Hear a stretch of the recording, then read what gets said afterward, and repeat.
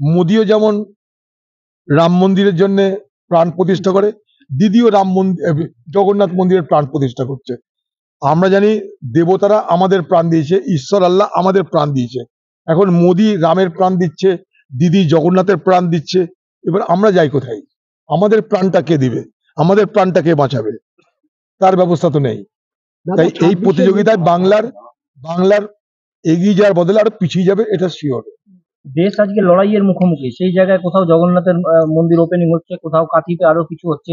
এটা কি election gimmick হচ্ছে? আবার কি এটাতে নির্বাচন শুরু হয়ে গেছে? গত বছর এসেছিল নির্বাচনের আগে নাগরিক আইন, এনআরসি, এবার এইসব আসছে। একদিকে ওয়াকআপ আইন, তারপরে আসছে মন্দিরের প্রতিযোগিতা, কে কার থেকে বড় হিন্দু তার প্রতিযোগিতা। রামনবমী সারা জীবন আমরা দেখেছি, রামনবমীতে কে কার আগে, রাম কার, তা নিয়ে তৃণমূল আর বিজেপির প্রতিযোগিতা দেখেছি। হনুমান কার, তা নিয়ে দিদি আর মোদির প্রতিযোগিতা দেখেছি। বাংলা এগুলোর সঙ্গে পরিচিত ছিল না। এই যে অশান্তি ঝামেলাগুলো, এগুলো ক্রিয়েটেড না? বলে এক কথা ফালতু কথা বললাম তো সব।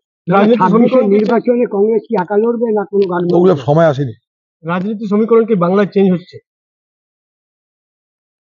কিসের রাজনীতি সমীকরণ চেঞ্জ হচ্ছে আমার জানা নাই। এখন একটা বিজেপির নেতা তৃণমূলে জয়েন করতে পারে, বা তৃণমূলের নেতা বিজেপিতে জয়েন করতে পারে, রাজনীতি সমীকরণে কি পরিবর্তন হবে জানি না।